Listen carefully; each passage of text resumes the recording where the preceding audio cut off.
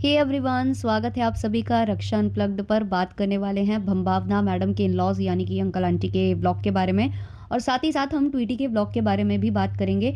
बहुत सारी इन्फॉर्मेशन है जो आप लोग मुझ तक पहुंचाते हो, चाहे वो इंस्टाग्राम के थ्रू हो या फिर कमेंट सेक्शन में आकर मुझे बताते हो।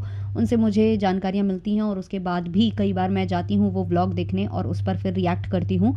तो ट्वीटी के ऊपर थोड़ा-सा मैडम का इन्फ्लुएंस आ चुका है, वो भी किसी और निकल पड़ी हैं। जहाँ वो निकली हैं वहाँ ऐसा लग रहा है कि वो अब फँस चुकी हैं, तो उसको भी एक्सप्लेन करेंगे और अंकल आंटी के भी बिहेवियर पर थोड़ी-थोड़ी नज़र डालेंगे। तो डिटेल में शुरू करें उससे पहले लाइक, शेयर, सब्सक्राइब, हाइप ये सब कर देना क्योंकि बाद में आप ये सब करना भूल जाते हो। और बैकग्राउंड में बहुत नॉइज़ आ रही है यार, कभी कोई कुछ बेच रहा है, कभी कोई कुछ, बहुत शोर हो जाता है यहाँ पर यार। चलिए इग्नोर करते हुए हम अपना काम स्टार्ट करते हैं, वरना तो ना रिकॉर्डिंग हो पाएगी और ना ही मेरे घर के काम। तो हाँ, एक कमेंट आया था, किसी ने वो अंकल आंटी के कॉर्ड सेट पर किया था मुझे, क्योंकि जो कॉर्ड सेट की बात चल रही थी कि जो इनके फरी बेबीज़ हैं वो उस पर कूद रहे थे, उछल रहे थे। तो अंकल आंटी उन कपड़ों को दूर करने की कोशिश कर रहे थे, लेकिन मैडम कह देती है ना कि उसका हक बनता है, और मैडम खुद अपने व्लॉग में बहुत स्मार्टली वो चीज़ें हटा रही थी और डांट भी रही थी अपने बेबी को। तो उसको लेकर किसी ने मुझे कमेंट किया है, क्योंकि मैंने ये बोला था ना कि उनके पतिदेव ने दिलाया था, ऐसा भंभावना मैडम के उसमें था। तो भाई मेरा तो हक बनता है, मेरे बच्चों का हक बनता है, क्योंकि देखो कमाने वाली तो मैं हूँ, पविनाश तो केवल खर्च करता है। उस टाइप की सिचुएशन हो जाती है पविनाश की। तो किसी ने कमेंट करके बताया है कि आंटी ने अपने व्लॉग में बोला है कि सारे कॉर्ड सेट अंकल जी ने दिलवाए थे, इसलिए उन्होंने 5 लिए, नहीं तो अपने बेटे के पैसे के तो वो कभी ना ले। टाइम बताया है इन्होंने 19 मिनट 33 सेकंड से लेकर 19 मिनट 36 सेकंड के बीच में आंटी ने अपने ब्लॉग में ये बोला है। मैंने जाकर वो ब्लॉग देखा, हाँ बिल्कुल आंटी ने ये बोला है, और ये तब बोला है जब अंकल आंटी वियतनाम में थे। तो सोचिए आप, ये लोग शायद वहाँ पर जो ये बोल रहे हैं ब्लॉग में, शायद वो अपनी बहू को सुनाने के लिए और साथ ही साथ ऑडियंस को सुनाने के लिए भी बोल रहे होंगे। ऑडियंस से ज़्यादा मुझे लगता है वो बहू को लेकर बोल रहे होंगे, क्योंकि वहाँ जब ये लोग वियतनाम गए थे तो आंटी ने 1-2 दिन कॉर्ड सेट स्किप कर दिया था और वो सूट वगैरह पहनने लग गई थी। तो जो भंभावना मैडम है वो बोल रही होंगी बार-बार, मम्मी आप क्यों नहीं पहन रही हो, बेटी ने इतने, बेटे ने प्यार से दिलाया, ये वो कहा होगा या कुछ ऐसी बातें हुई होंगी। देखो भंभावना बहुत ज़्यादा ब्लंट है, वो बहुत कुछ बोलती, ब्लंट कह लो आप, या वो तो मुझे रूड लगती है। बहुत लोग कहते हैं ये ब्लंटनेस है उसकी, लेकिन मुझे वो रूडनेस दिखाई देती है। ब्लंटनेस की आड़ में वो अपने सारे जो उद्देश्य हैं वो सीधे कर लेती है, ये बोलकर कि भाई मैं तो स्ट्रेट फॉरवर्ड हूँ, जो मुझे बोलना होता है मैं बोल देती हूँ, मन में कुछ नहीं रखती हूँ, ब्ला ब्ला। तो उसने कुछ ऐसा बोला होगा। अब अंकल आंटी देखो सीधे सीधे तो जवाब देते नहीं है, घुमा फिरा कर आंटी बोल देती हैं। जैसे कि आंटी पहले घुमा फिरा कर बोल देती थी कि भाई हम तुम्हें कॉफ़ी के लिए डांटते हैं तो तुम सुनोगी कहाँ, तुम तो नाराज़ हो जाती हो, इसलिए हम कुछ बोलते नहीं हैं। आंटी हंसते हंसते वो चीज़ बोलती हैं। और वैसे ही इस व्लॉग में आंटी ने हंसते हंसते बोला कि 4-5 जो कॉर्ड सेट लिए थे मैंने, क्योंकि मेरे पति ने मुझे दिलाए थे, मेरा बेटा मुझे दिलाता तो मैं नहीं लेती, इतना खर्चा उसका नहीं करवाती, मेरे पति ने दिलाए थे इसलिए मैंने लिए। तो वो कहीं ना कहीं वो क्लियर करना चाह रही थी, घुमा फिरा कर उसी स्माइल के साथ वो बोल रही थी जैसे वो बोलती हैं जब भावना को उन्हें कुछ सुनाना होता है। तो उसी तरीके से उन्होंने बोला है वो चीज़ें, और वो बहुत अच्छे से उनके व्लॉग में कैप्चर हुई है, और ये काफ़ी लोगों से मिस हुआ होगा। तो थैंक्स आपको जिन्होंने भी मुझे कमेंट करके बताया है। अब अंकल आंटी का अगर आप व्लॉग नोटिस करो तो वो बहुत अच्छा अच्छा खाना बना रहे हैं, मतलब उनके प्लेट में सब कुछ होता है। मतलब उनकी इस प्लेट में सब्ज़ी भी होगी, साग भी होगा, चटनी भी होगी, मतलब अगर वो पराठा खा रहे हैं तो दही भी होगा, दही के साथ साथ अचार भी होगा। मतलब वो बहुत अच्छे से खाते पीते हैं, और ये बहुत ज़रूरी भी होता है यार किसी के लिए भी। आपकी प्लेट में जितना ज़्यादा, मतलब कहते हैं ना कि जितनी चीज़ें आप मल्टीपल चीज़ें खाओगे वो अलग अलग काम करती हैं आपके शरीर के लिए। जैसे आप फ्रूट्स भी खा रहे हो बराबर, बराबर आप सैलेड भी खा रहे हो, बराबर आप चटनी हो ये सब कर रहे हो, जो मतलब हर एक चीज़ का अपना अलग रोल होता है ना। चटनी वगैरह जो आपके हाजमे के लिए भी अच्छी हो जाती है, और एक चटकारा भी आता है। और आंटी खाने पीने की शौकीन है, अंकल भी मतलब आंटी के साथ रहते हैं वो भी खाने पीने के शौकीन हैं, लेकिन इससे उनको बेनिफिट भी मिलता है। जो इस उम्र में भी वो इतना चल फिर रहे हैं, सब कुछ कर रहे हैं, वो उनको मिल रहा है ऐसे ही ये पोषक तत्व जो वो ले रहे हैं अपने शरीर के लिए। मतलब अगर वो बाहर का अंगड़ खंगड़ खाते हैं तो घर में भी प्रॉपरली वो डाइट लेते हैं। ये नहीं कि वो बस बाहर का खा रहे हैं। देखो जो बाहर बाहर का खाएगा ना और ये सब चीज़ें बिल्कुल अवॉइड कर देगा कि फ्रूट्स भी नहीं खा रहा, सैलेड भी नहीं खा रहा, तो ऑब्वियसली उसकी शरीर पर क्या असर पड़ेगा वो आप अविनाश को देख ही रहे हो। और जब लोग कमेंट करते हैं तो मैडम बोलती है हमने तुम्हें पैसे दिए थे, तुम मतलब तू करके बात करने लगती है। भाई मैडम आपको जो भी ये आप कर पा रहे हो ना वो ऑडियंस की बदौलत ही कर पा रहे हो। ऑडियंस आपको देख रही है, ऑडियंस आपको अप्रिशिएट कर रही थी इतने सालों से, तब जाकर आपने ये करा है। ऐसे पॉसिबल नहीं था कुछ भी कर पाना। तो ये आप थोड़ी सी अपनी आदतें छोड़िए। और आप मैडम की एक और चीज़ नोटिस करना कि जब से अंकल आंटी गए हैं तब से मैडम लेट नाइट होती हैं अवेलेबल, टीवी देख रही होती हैं, जाग रही होती हैं, सोफे पर बैठी होती है, स्किन केयर कर रही होती हैं। मैडम अब जाग रही होती है रात में। लेकिन जब अंकल आंटी थे, तो मैडम 9 बजे टाटा बाय-बाय करके अपनी जो ब्यूटी स्लीप है वो लेने चली जाती थी। बट अब वो अपने जो भी शॉपिंग करके आई हैं वो सामान खोल कर बैठी होती है, अविनाश एंट्री मारता है तो छुपा रही होती हैं। और आंटी ने भी ये चीज़ बोली थी कि ये चली गई थी बट मोबाइल चला रही थी कमरे में। मीन्स ये अवॉइड करनी थी अंकल आंटी को। इनको अंकल आंटी के सर पर तभी नाचना था जब इनको व्लॉग निकालना था। जब व्लॉग का टाइम इनका खत्म हो जाता है तो ये फिर अपने रूम में अपना मी टाइम लेने चली जाती हैं। तो मी टाइम की इनको बहुत ज़्यादा ज़रूरत रहती है और ये दिखा भी रही थी। अविनाश की गोद में बैठकर जो सीन क्रिएट करने की वो कोशिश कर रही थी, वो तो आपने देखा ही था। तो अंकल आंटी भी वैसे ही दिखा रहे हैं कि जैसे तुम्हें मी टाइम नहीं मिल रहा था, वैसे हमें ये फूड नहीं मिल रहा था, ये इतना मतलब जो खाना है वो हमें नहीं मिल रहा था। अब हम इसको एंजॉय कर रहे हैं, हम खाते पीते रहते हैं, हम खुश रहते हैं। तो वो अंकल आंटी अपने ब्लॉग के माध्यम से सारा कुछ दिखा रहे हैं और वो समझ में भी आ रहा है। और वो वहाँ इतने खुश है ना, ये खुशी, ये चीज़ें इनके घर में नहीं दिखाई दे रही थी। जो भावना मैडम है उनके घर में बिल्कुल भी नहीं दिखाई दे रही थी।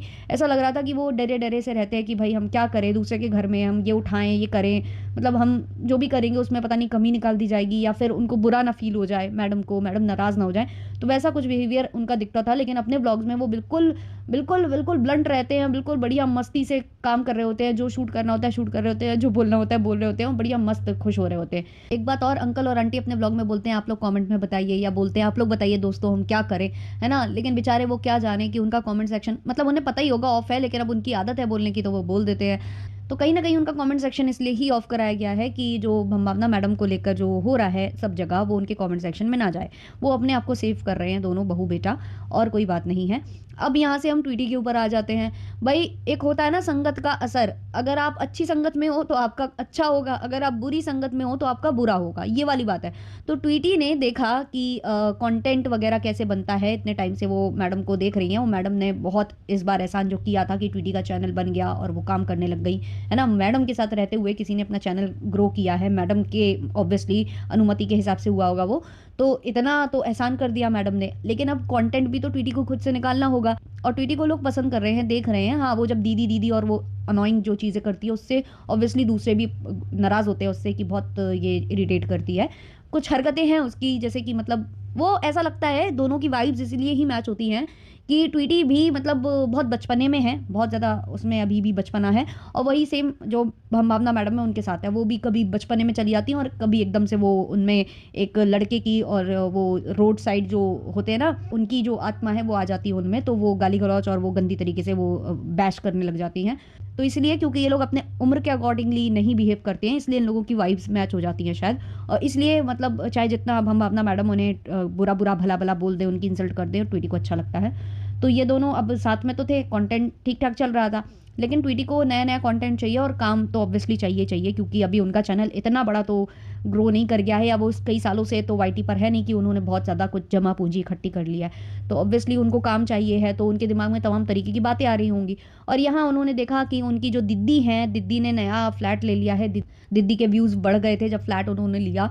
और क्योंकि उनकी दीदी के घर पर बहुत सारे ऐसे जो क्या वो करे गए हैं वास्तु के लिए, बहुत सारा वो जो भी उन्होंने क्रिस्टल और जो भी उन्होंने यूज़ किया है, तो वो जब इनके घर में आना जाना था तो ट्वीटी का भी आना जाना था, तो ट्वीटी पर इन चीज़ों का इन्फ्लुएंस पड़ा। मे बी वो जो इनकी एस्ट्रोलॉजर है या वो टैरो कार्ड रीडर है, तो उनसे हो सकता है कि ट्वीटी ने उनसे कंसल्ट किया हो, तो उन्होंने कुछ सजेस्ट किया हो ट्वीटी को। तो ट्वीटी के दिमाग में भी आया कि भाई मैं भी फ्लैट चेंज कर देती हूँ, मे बी मेरे फ्लैट चेंज करने से कुछ पॉजिटिविटी आ जाएगी, कुछ अच्छा हो जाएगा। ऑब्वियसली भावना मैडम की जो अंधविश्वास, अंधभक्ति जो भी आप कह लो, या जो भी आप कह रहे हो, स्पिरिचुअलिटी कुछ लोग इसको बोलते हैं, नाम देते हैं, बट मुझे वो अंधभक्ति लगता है। तो वो लेकर इन्होंने क्या किया कि इन्होंने भी वही सेम चीज़ करना स्टार्ट कर दिया, इन्होंने फ्लैट चेंज करने की बात कर दी।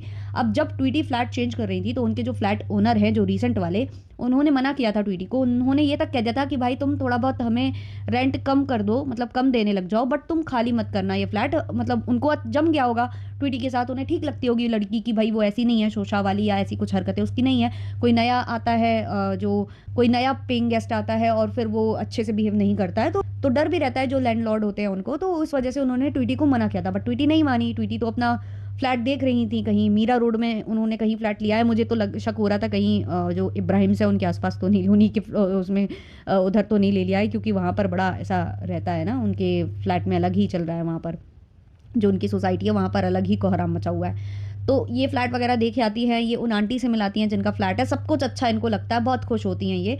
और ये जो है अपना वहाँ पर लॉक कर देती हैं, एडवांस वगैरह दे देती हैं, बड़े अच्छे से बताती हैं कि भगवान ये चाहते थे, पापा के हाथों दिलवाना चाहते थे, ब्ला ब्ला ब्ला ब्ला, क्योंकि ऑब्वियसली भंभावना मैडम का इन्फ्लुएंस, तो उनको भी ये सब चीज़ें अब पॉजिटिविटी दिखाई दे रही थी इसमें, तो उन्होंने ये सब कर दिया। अब क्या हुआ है कि इनके जो रिसेंट वाले जो फ्लैट ओनर है, उन्होंने भी कोई नया पेइंग गेस्ट देख लिया है और उसने भी लॉक कर दिया है, उसने भी एडवांस वगैरह दे दिया होगा, तो उनको भी मिल चुका है। और यहाँ से ट्वीटी जहाँ जा रही हैं, अब उन्हें वहाँ थोड़ा सा प्रॉब्लम्स दिखने लग गई हैं, मतलब शायद उनको ढंग से चाबी नहीं दी जा रही है, फ्लैट देखने नहीं दिया जा रहा है, कुछ तो प्रॉब्लम है वहाँ, क्योंकि उसने थोड़ा सा घुमा फिरा कर बोला है कि गाइस थोड़ी सी प्रॉब्लम है, बट मैं उसको ज़्यादा भी बोल नहीं रही हूँ, आपको बाद में बताऊंगी, तो थोड़ा सा वैसा हो जाता है मन में। फिर उसने ये बोला कि हो सकता है वो आंटी भी मेरा ब्लॉग देखती हूँ जिनका फ्लैट है, तो कहीं ना कहीं वो आंटी और इनके बीच में कुछ या तो मिसकम्युनिकेशन या फिर ऐसा कुछ है कि वो मतलब इनको ज़्यादा मतलब दे नहीं रही है चाबी या दिखाने नहीं दे रही हैं, या कुछ ऐसा है वहाँ पर जो प्रॉब्लम्स क्रिएट कर रहा है, तो वो इनके साथ फेस हो रहा है। ये क्यों हो रहा है इनके साथ? क्योंकि ये इन्फ्लुएंस में है किसी के, क्योंकि इन्होंने किसी को देखा है कुछ करते हुए और इनको लग रहा है कि मैं भी ऐसा करूंगी तो मेरे अंदर भी पॉजिटिविटी आएगी। उनके घर में खुद जब से उन्होंने फ्लैट चेंज किया है, अगर ये इसमें मानती हैं, तो उनके तो चेंज करने के बाद मतलब अच्छा नहीं भी हो रहा है, बहुत देखा जाए तो मैडम को बहुत ज़्यादा बैकलैश मिलने लग गया है। तो आप ऐसा काम क्यों कर रहे हो? अगर आप देख रहे हो तो फिर अच्छे से मतलब एग्जाम्पल सेट करो ना, अच्छे से सारी चीज़ें ऑब्जर्व करो। ये थोड़ी ना कि व्यूज़ थोड़े दिन के लिए बढ़े थे तो भाई मेरे भी बढ़ जाएंगे, मैं भी कुछ करूँगी। तो वो ट्वीटी जो है फंस चुकी है, अब ऐसा लग रहा है। अब वो ना यहाँ की रही है ना वहाँ की रही है, अब बस उसे चेंज करना है तो बस वो कर रही है, और साथ ही साथ वो अकेले सब कुछ हैंडल कर रही है। हाँ, मैम के लिए मतलब ट्वीटी गई थी उनका घर जमाने के लिए, बहुत हेल्प करने के लिए मैम के लिए वो मतलब खड़ी थी ट्वीटी। उनके बुरे वक्त में हमेशा ट्वीटी खड़ी रही है, बट अभी ट्वीटी को ज़रूरत है तो वो अकेले सब मैनेज कर रही है। तो ये होता है कि जब आप किसी ऐसे इन्फ्लुएंस में आते हो ना जो आपके लिए थोड़ा सा नेगेटिव वे में चला जाता है, वैसा मुझे ट्वीटी के साथ यहाँ फील हो रहा है। तो ये था मेरा पॉडकास्ट जो कि अंकल आंटी और ट्वीटी के ऊपर था। बाकी भंभावना मैडम की ऑब्वियसली बात होगी क्योंकि कनेक्टेड हैं, तो थोड़ी बहुत उनकी भी बात हुई है, लेकिन उनका जब ब्लॉग आता है मैम का और अगर बात करने लायक कुछ लगता है तो फिर हम रात में मतलब वही 7 साढ़े 7 के आसपास फिर ब्लॉग अपलोड करेंगे, एक और रिएक्शन अपलोड करेंगे। अभी के लिए रखते हैं इतना ही। अच्छा लगा हो तो लाइक शेयर सब्सक्राइब हाइप कर देना। तब तक के लिए बाय बाय।